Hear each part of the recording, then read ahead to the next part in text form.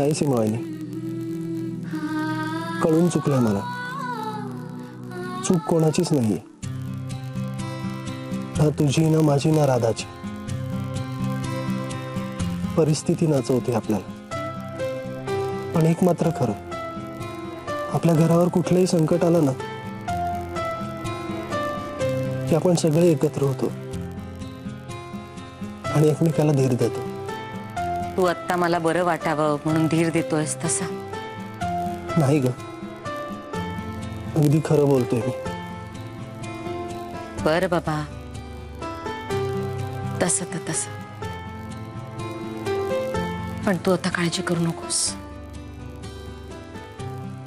राधा जिथे कुठे असेल ना तिथून मी तिला शोधून आणेन.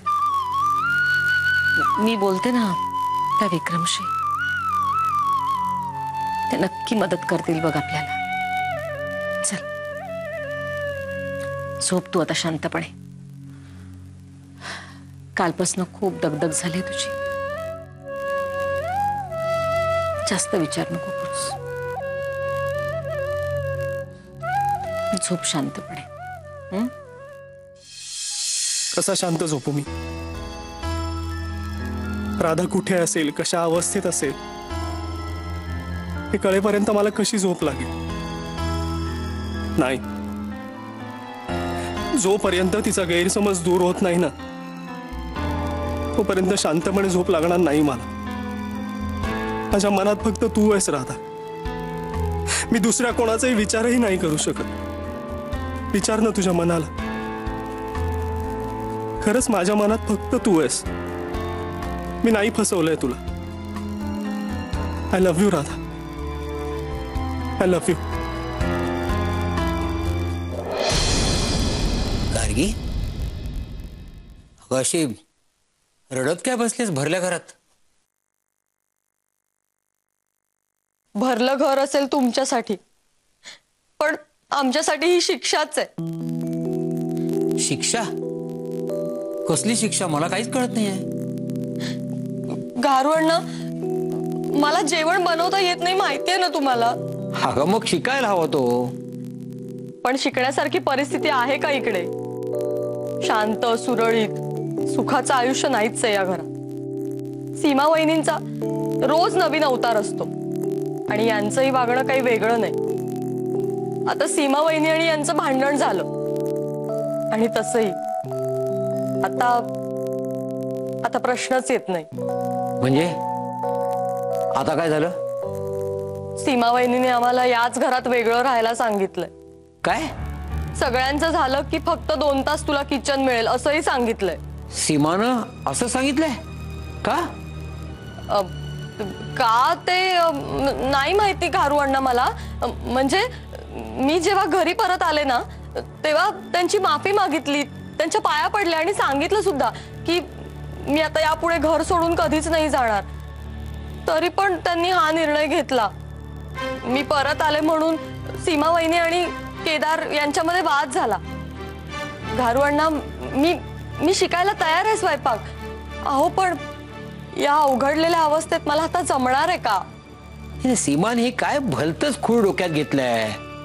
एक वेळ बोलू नये, पण हे वेगळं जेवण खाण करायचं म्हणजे अतिच झालं. अरे या घरात काय प्रश्न कमी आहेत? तू काय घाबरू नकोस गार्गी, मी बोलतो सीमाशी. अरे आता राधाला शोधणे सगळ्यात महत्वाचं आहे. ते सोडून ही काय भलतेच उद्योग करत बसली आहे. राधाला शोधणं? हो. म्हणजे कुठे गेली ती? ही सुद्धा आमच्या बाबांसारखी गायब झाली आहे. म्हणजे तुझे बाबा कुठे गेलेत? काय माहिती, देवच जाणे. आणि गारुअण्णा, हे काय आमच्यासाठी नवीन नाहीये. लहानपणापासून आम्ही बघत आलोय. आई बाबांमध्ये सारखी भांडणं असायची. दोघंही एकमेकांचं ऐकायचे नाही. आजोबा प्रयत्न करायचे मध्यस्थी करण्याचा, पण काही उपयोग व्हायचा नाही. मग काय, दोघांपैकी एक जण घर सोडून निघून जायचं आणि डोकं शांत झालं की मग यायचे. आता या वेळेला बाबा गेलेत घर सोडून. राधाला सुद्धा तीच सवय असणार. हे बघा, यात काही फार विशेष नाहीये. येईल ती पण घरी.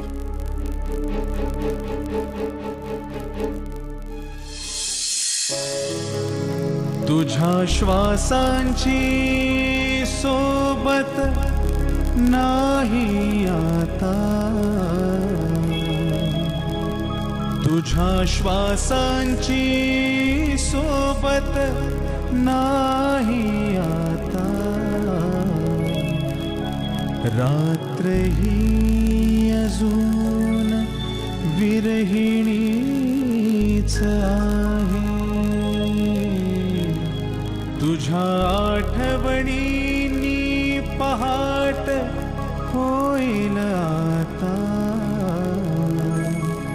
पण राधा अजून बावरीच आहे, राधा बावरीच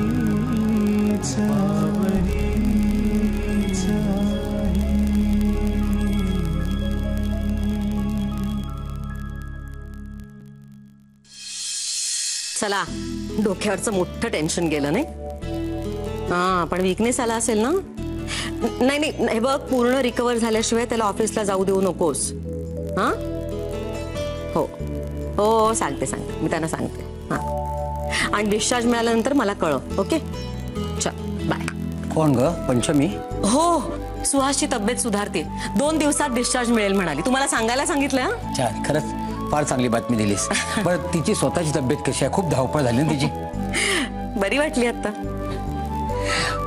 सीमा, तू केदारला आणि गार्गीला वेगळं राहायला सांगतेस?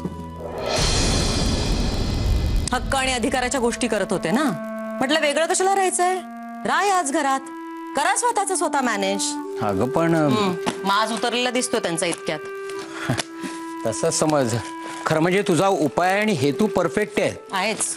हो, पण गार्गीची अवस्था बघता त्या दोघांना हे आता झेपेल असं नाही वाटत. म्हणजे तू एक काहीतरी करायला जायच्यासाठी भलतंच काहीतरी व्हायचं ना. अगं, आधीच आपल्या डोक्याला ताप काय कमी आहेत, त्यात याची आणखीन एकाची भर नको. आणि आतापर्यंत तू त्या दोघांनाही सांभाळतेच आहेस ना. बरोबर आहे तुमचं. बघते काय करायचं ते.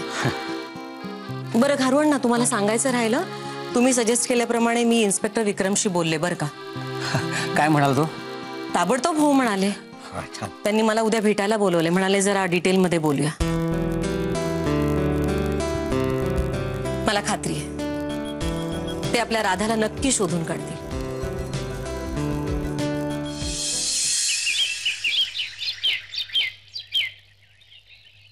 काय समजतं काय तुम्ही स्वतःला? पैशाच्या जोरावर तुम्ही लोकांना तुमच्या तालावर नाचवणार आहात का? सीमा, काय चुकीचं बोलतेय सीमा? आमच्या सौरभला एक अक्कल नाहीये. नाही तर काय? नाही तर मला सांगा, कुठला शहाणा माणूस हे असले उद्योग करेल? नाही, खरं तर मला ना तुमच्या त्या नातीला भेटायचं आहे. कुठे ती? हा, सगळं करून सवरून आता नामानिराळी राहिले आणि तुम्हाला पाठवले आमची समजूत काढायला. आमच्या मुलाचा संसार उद्ध्वस्त झाला, तिला त्याचं काही आहे? हे बघा, पैशाच्या जोरावर जग जिंकता येतं असं जर तिला वाटत असेल ना, तर तो तुमचा चुकीचा समज आहे. सीमा, काय बोलतेस तू? कुणाला बोलतेस? मला काय थांबवते तुम्ही? घरून ना तुम्ही त्यांना जाब विचारा. सौरभने हे काम करावं म्हणून राधाचं हॉस्पिटल बंद करेन अशी धमकी दिली होती तुमच्या नातीने, आणि आता तुम्ही तिची बाजू घेऊन आमच्याशी बोलताय. नाही, आम्हाला काही ऐकून घ्यायचं नाहीये. नाही तर काय? मग काय उगाच काय? प्रत्येक वेळेस का म्हणून ऐकून नाहीच ऐकून घेणार आम्ही. थांबा sir, please listen to me. हे बघा, तुम्ही जे म्हणतायत ना ते सगळं खरं आहे, मला पटतंय तुमचं म्हणणं. You R right. रेवतीने आपलं खरं करण्याकरता त्या राधाच्या हॉस्पिटलचं कारण वापरणं ही चुकीची गोष्ट होती. I don't like that. आता दिल्लीला काय घडलंय तुम्हाला मी सांगितलं आणि तुम्ही असं रिॲक्ट होणं हे स्वाभाविक आहे. हो, रेवतीचं आणि सौरभचं वागणं किती चुकीचं आहे हे मी त्यांना पटवून दिलं होतं. आणि मला हेही माहित होतं की तुम्हाला इथे कळल्यानंतर काय होणार आहे, आणि म्हणूनच मी सौरभला लगेच मुंबईला पाठवलं. पण व्हायचं तो गोंधळ झालाच ना. आणि खरं सांगू का तुम्हाला, तुमचा मुलगा सौरभ फार चांगला मुलगा आहे, फार गुणी मुलगा आहे. आता बघा, आमच्या फर्म मध्ये 350 लोकांचा स्टाफ आहे, पण रेवतीने ह्या नाटकासाठी, लग्नाच्या नाटकासाठी त्याला सिलेक्ट केला. पण त्यांनी या गोष्टीचा जरा देखील गैरफायदा उठवला नाही.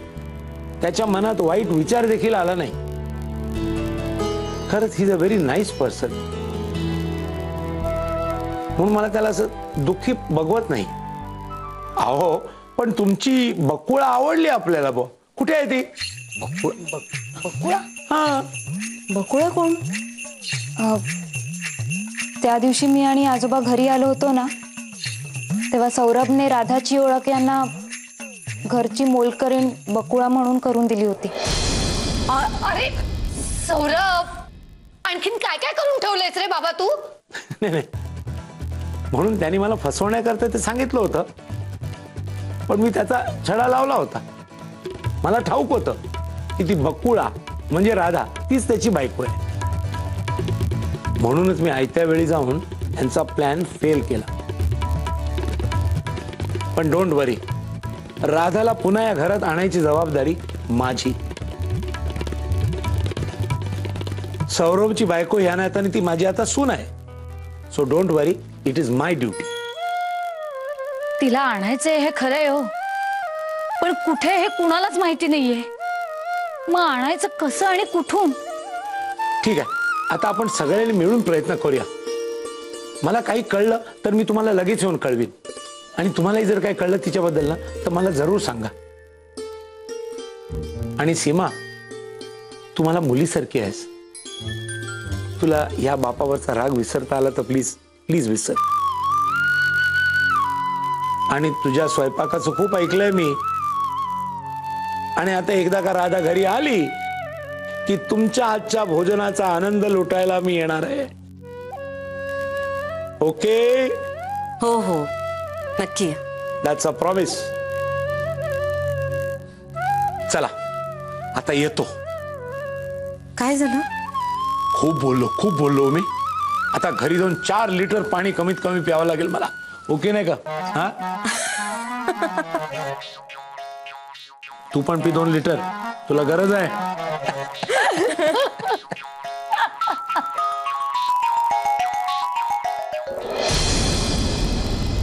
माझा काय चुकला मॅडम, मला सांगा ना. तुमचा बरोबर आहे, तुमचा रागही बरोबर आहे, पण मी तर माझी ड्युटी इमाने इतबारे करत होतो ना मॅडम. मग मला का काढला कामावरून? हे बघा यशवंत, हे हॉस्पिटल जसं माझं आहे तसंच राधाचंही आहे. त्यामुळे या हॉस्पिटलच्या संदर्भातले सगळे निर्णय घेण्याचा अधिकार तिला आहे. आणि तुमच्या लक्षात येते का, तुमच्या बाबतीत घेतलेला निर्णय हा राधाचा आहे आणि मी त्याच्यात कधीही ढवळाढवळ करणार नाही. माझी तशी इच्छा आहे. पण माझा जरा म्हणणं तर आहे. आपण पुन्हा पुन्हा तेच तेच बोलून दोघांचाही वेळ वाया घालवतो नाही का? प्लीज, मला तुमच्या भावना समजतात, पण आय एम सॉरी, माझा नाईलाज आहे. मी काय म्हणतो मॅडम, मला पगार नका देऊ, पण मला लोकांची सेवा करू द्या ना. मला त्यात आनंद मिळतो. आम्हाला इथे कोणाचीही फुकट सेवा नकोय. आणि तुम्हाला सेवा करण्यातच एवढा आनंद मिळत असेल तर या शहरामध्ये इतरही अनेक हॉस्पिटल्स आहेत, तिथे तुम्ही काम करू शकता. हो ना? धन्यवाद.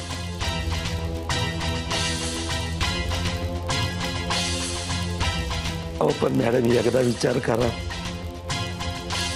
धन्यवाद.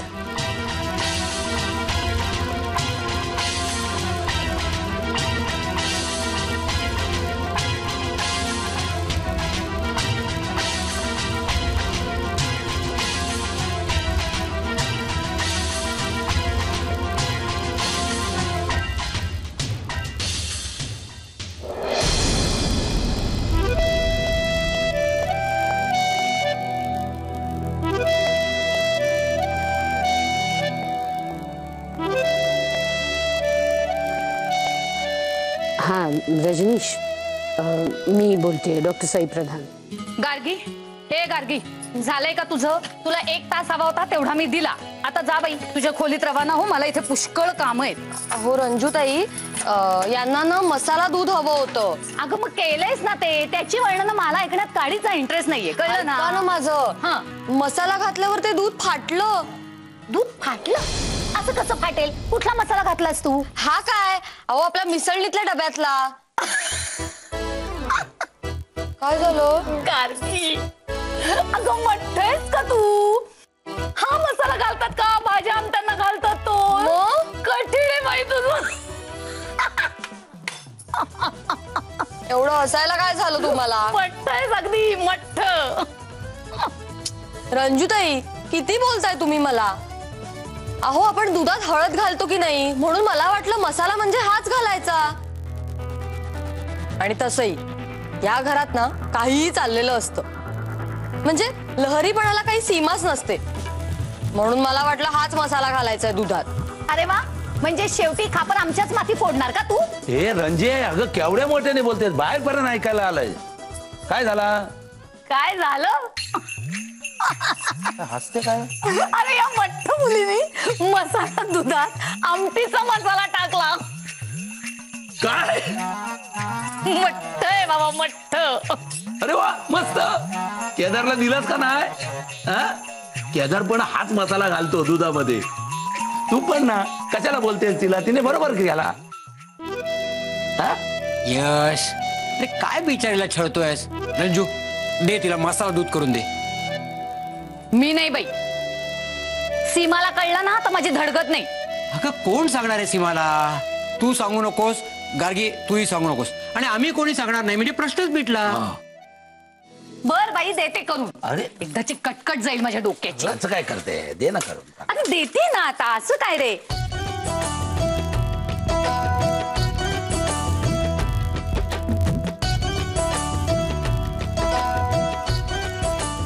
आता मसाला घालते त्याच्यात. हा बघ, तयारच करून ठेवलाय मसाला. सगळे याच्यात काजू, बदाम, वेलची, कळलं? रेडीमेड. हे चांगलं ढवळ आणि दे तुझ्या नवऱ्याला. घे. रंजूताई, थँक्यू. हा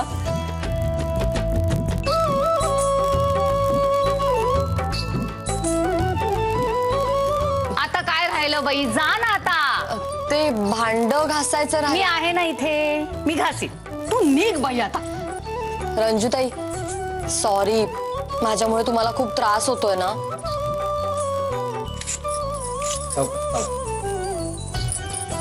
पात्रच आहे. दुधात मसाला घातला तिने. यश, ते जाऊ दे. मला आधी सांग, तुझं काय झालं? सई मॅमला भेटायला गेला होतास ना तू?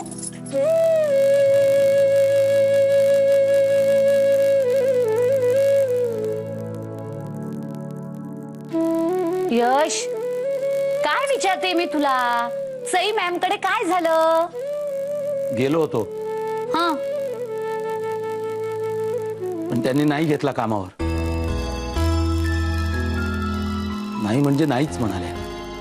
अरे पण मग एका परीने बरंच झालं की तुला तुझ्या दुकानावर लक्ष घालता येईल ना. अहो पण मी ते पाटलांना दिलंय ना चालवायला. अरे म्हणून काय झालं? दिलेस तसं परत घे ना. आणि तसंही त्यांना माहितीये ना, काही दिवसांसाठीच दिलेस तू दुकान. पण ती आता नोकरी नको. हा, तू आपलं दुकानच सांभाळ. हो, म्हणजे आपण आपल्या मर्जीचे मालक काय. पण एक प्रॉब्लेम झालाय. आता काय झालंय? त्या पाटलाच्या झोपडीवरती बुलडोजर फिरलाय काल. अरे कोण आहे हा माणूस ज्याच्यावर तू एवढा उदार झालायस? अगं तो नाही का हॉस्पिटलमध्ये, तो त्याची बायको बाळणपणासाठी ऍडमिट होती. तू एकदा नाही का रात्रीची मला डबा घेऊन आली होतीस, तेव्हा होता नाही का तो बिचारा रस्त्यावर आलाय ग फॅमिली सकट. मग आता काय, त्याला फॅमिली सकट घरात आणणार आहेस का? तसा नाही ग रंजे. त्याला म्हटला तू 3 महिने दुकानातच राहा, जो काही नफा येईल तो तूच घे, त्या पैशामध्ये तुला तुझा झोपडा बांधता येईल. बरोबर केला ना मी रंजे? ऐका ऐका घरू अण्णा, हरिश्चंद्रचे अवतारच ना हे. उद्या आम्हाला घराबाहेर काढली नाही म्हणजे मिळवली. असं काय करते रंजे? काही बोलू नकोस तू. मला तुझ्याशी अजिबात बोलायचं नाहीये, कळलं ना? मला माझं काम करू दे.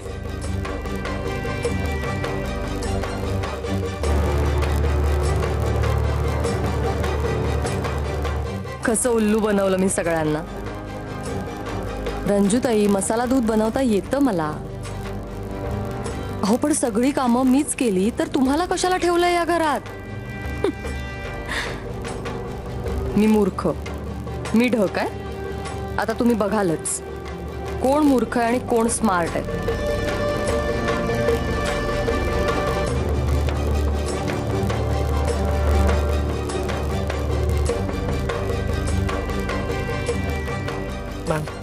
मॅम प्लीज, मला माहिती आहे मी चुकलोय मॅम.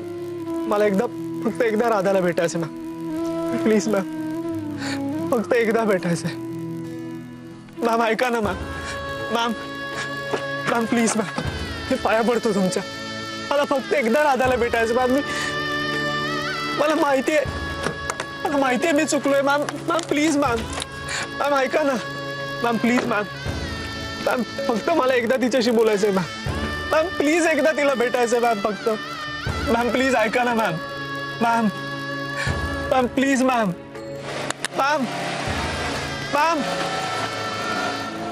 मॅम